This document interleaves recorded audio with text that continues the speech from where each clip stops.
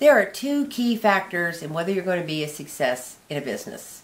One is how much time can you put into it, how much time you're actually going to spend working on it, how much can you focus on that business. So time is really an important thing.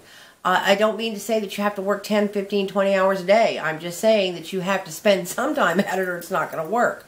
And the other thing is the frustration level. And I think that's something that you don't find many of these people talking about. And I think it's very, very, very important because when you go out there and I see people that are good people and they've got a head on their shoulders, they're very bright and they start and they try something, it doesn't work and they get discouraged. And then they try something and it doesn't work and they get discouraged. And then they try something else and they don't work. Now, whether it's not working because they're not spending enough time on it, or whether it's not working because it doesn't fit them, or whether it's not working because it's not a good program, those are all possibilities, but they don't know. And so what happens is after you fail the first time, okay, so you try again. By the time you're failing 3 or 4 times, first of all, your family's starting to look at you like you're a little flaky, and they're starting to look at you like, okay, it's another one of, George's harebrained ideas. I know that because my family said that to me before.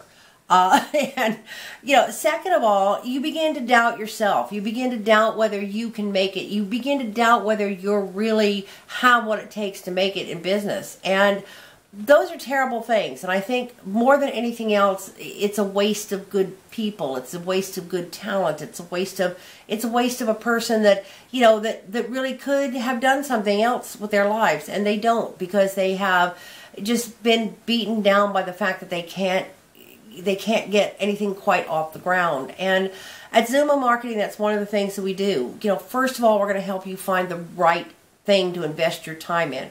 And second of all, we're going to help you figure out, how to set your time up so that you're doing what you need to be doing. And you're focusing on what you need to be focusing on. And then we're going to help you evaluate why it didn't work. Did it not work because it was a crummy program? Did it not work because you didn't work it long enough and you were right on the edge of breaking and you quit? Did it not work because it just didn't fit you? So, that's one thing that a coach does. It not only does it save you time and it saves you money, we save you money, but we also save you frustration. And I think that that's something that you don't see addressed very often. But this frustration level is what beats people down. And, we're a very affordable coaching program, and I think you can't afford not to have us, because in the end, if you end up to that point where friends and neighbors are looking at you like you're a little flaky, that does something to the core of your soul that you can't make up, and that's what we're going to save you from, because we're going to keep you focused on what's going to be good for you and focused on where your success is going to be. And, if you have a couple of down things, if you have a couple of bad things, days, if you have a couple of bad problems in your business, we can say, look, let's take a look at them. What can we learn from them? What can we do from them? And then we can go ahead and move you forward in a way that's going to be positive. And you're going to be able to look at these people and go, hey, I have a coach and I'm doing just fine. I'm going to make it, and don't worry about it, because I was smart enough to get a coach and I was smart enough to be able to have somebody in my corner moving forward.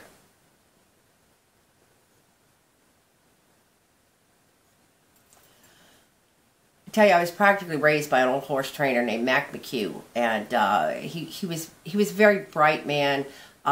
He was college educated from a time when there weren't a lot of college education people. He had grown up in China. He was just a fascinating personality, and I learned an awful lot from him. But I remember him saying one time, and he was fascinated by businesses. I can remember him sitting there one day at lunch and asking a gentleman what he thought of and what his business plan was for a string of ladies' dress shops. And I guarantee you Mac had never been in a ladies' dress shop in his life. But he was interested. He was interested in all kinds of things, and that's where I got my curiosity from. But the interesting thing is that he used to say, if you fail at something, don't ever feel like it's something bad, because failure is how we learn. Problems are how we learn. This is how we work through things. And he said, if you go to college, you're going to be paying tuition. You're going to be paying time to go there. You're going to be paying effort to get through the classes. You have to invest in whatever it is that you're doing.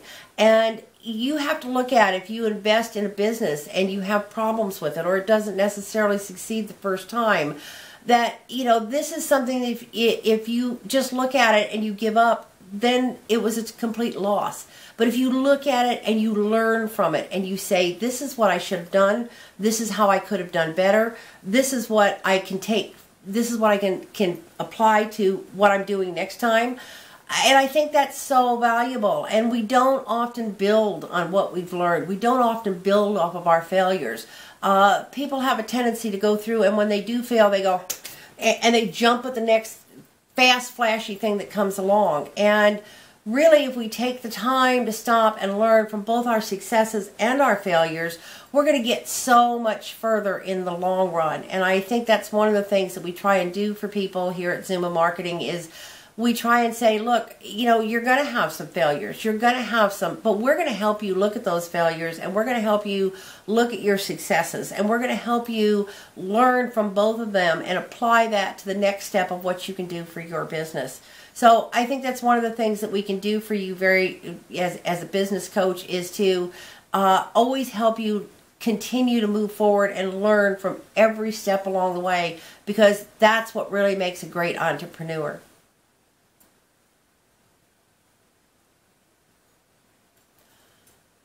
I think businesses that have partners are sometimes the businesses that are best helped by business coaches.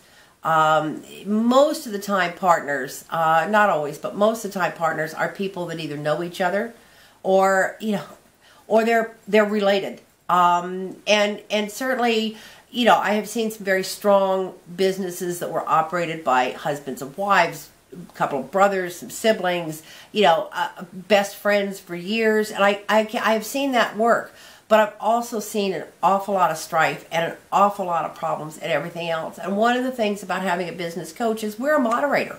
We're you know, we don't have any vested interest. We don't have, you know, we aren't trying to support Steve against George. We aren't trying to support, you know, that Sarah's really got the right idea. Maybe she does. You know, maybe her idea is going to work better.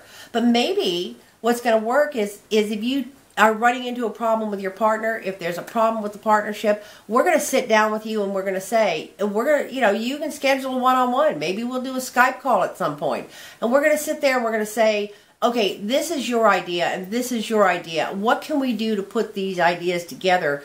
Whose idea is going to be the most successful for the goal that you're trying to attain at the time? And sometimes it's a matter of the fact that the two of you have two different goals. And so the reason why you're hitting and having problems is because you aren't on the same page. And it's very important that we keep partners in any kind of partnership arrangement working and moving together on the same page. Because often, if you've got one person that's doing the marketing and you've got one person that's doing the manufacturing, for example, when I grew up, my father always had his own business and he always had a manufacturing plant, and he had partners at various times. And, you know, the guy who was in charge of the accounting had one idea of what they ought to be doing. And he wanted a lot of money put back so that, by golly, there was no problems if they had some hard times. And the guy who was doing the marketing, he wanted to take off and go in some other directions because he had some customers out there and he thought that was a great idea. And the guy who was doing the manufacturing realized that if you ran off in different places, you were going to have to reset the entire manufacturing line, and that you couldn't switch from one thing to another because you had big machines that needed to be recalibrated and reset. And so everybody had their own ideas. And it wasn't that anybody was wrong, but the problem was that very often they pulled that business in different directions, and so the business was not as successful as it could have been in a lot of cases. And that's one thing that a business coach does, is everybody gets on board, and we're going to sit there and we're going to help you, and we're going to have monthly meetings with you, we're going to have weekly meetings with you, we're going to schedule Skype calls if that's what it takes, and we're going to help you work through that problem so that everybody's on the same page, everybody feels empowered, and everybody's working towards the success of that business. And that's what a personal business coach can do. And we're good at it.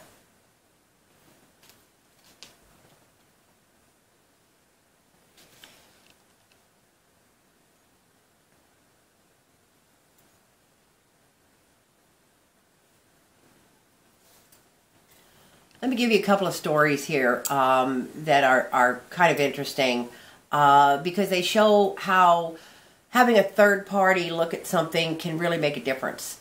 So we had a client that came a couple of years ago to us, and he'd worked for a long time as a detailer at one of the major dealerships in town. And he was really good at his job, but he did the same thing year after year, and he was really kind of tired of it. And he didn't make any real money at it, and it was hard for him to get time off, and so he just really he was head of the detailing shop, but that was about as far as he was going to go. So he decided that what he wanted to do is open his own detailing shop, and people love their cars and they want their cars clean, and car washes only just do so much, especially if you've got kids or you've got we live out on the farm. Our cars are always a disaster, and so there's a lot of reasons why people want to have their cars detailed. And so he started a business out of his house, and he was bringing people's cars, having people bring their cars out, but he lived about 10 miles out of town. So, he didn't get as much business as he wanted, and he couldn't keep going because he wanted to offer a good price, but, he just wasn't getting enough customers in there. So we started working with him, and we found him, he looked around on Craigslist, and we found, he was pretty good at mechanics. We found an old panel van, or, one of those old-fashioned vans.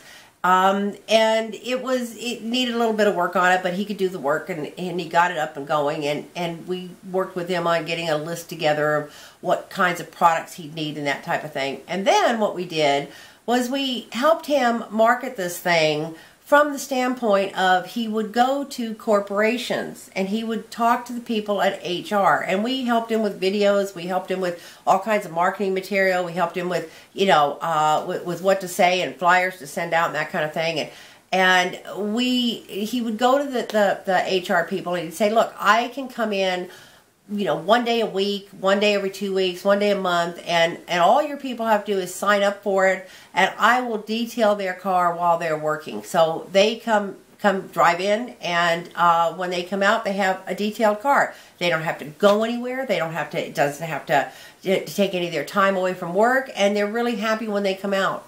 And there was a lot of the corporations in town that thought that was a really great idea, even some of the smaller companies, because it was something that people enjoyed. They liked coming out to a clean car, and so consequently he would drive to this corporation. He'd wash all day long, and it was a great idea. And sometimes he'd miss a day with because it was raining or because it was cold or whatever. But he had a really good, solid business going, and he could get enough business that he could keep his prices really low. And then he kind of, expanded a little bit. In a year, he bought himself another truck and hired another guy to do it. And he ended up being very, very successful. In about 2 or 3 years, he had a couple of trucks. They even had some portable stations that they could do